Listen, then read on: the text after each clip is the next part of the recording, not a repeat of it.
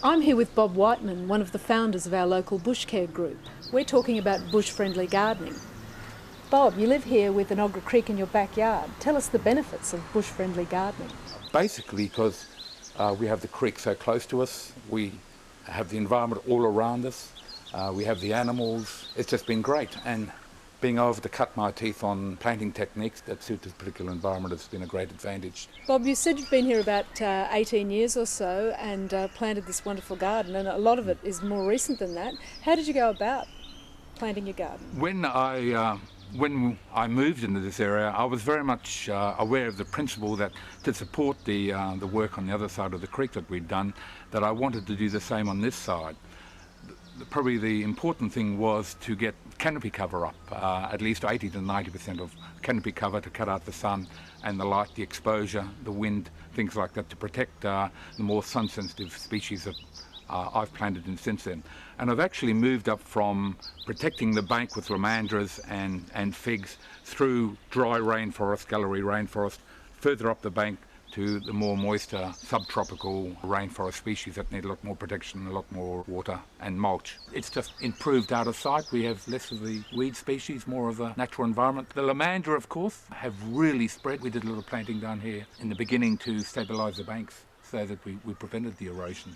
And they grow very well amongst all the rocks too, which helps to stabilise the bank. We used to catch freshwater yabbies down here before the dam wall went up. Also, I remember after one particularly big flood, I found the rotting carcass of lungfish about 3 metres up one of the water houses, so it must have been a fairly big flood.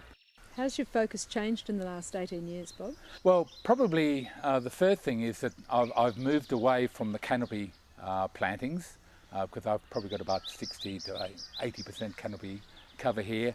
I'm putting in more of the more sun-sensitive understory plants.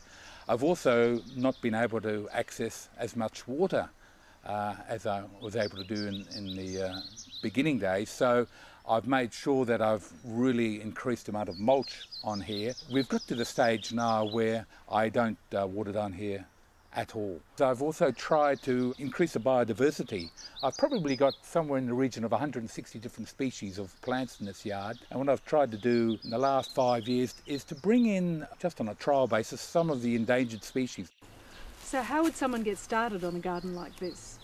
Well, you can go to one of your local environmental groups, rehabilitation groups like SOWN, and they've got a wealth of local knowledge. They know what plants do well, where you can plant them, what the soil's like. Also start to build a little bit of a network with neighbours along your area. I mean, you can start with, just a couple of acres of grass and plant trees in there, and so that your neighbours share that same viewpoint that we can do something.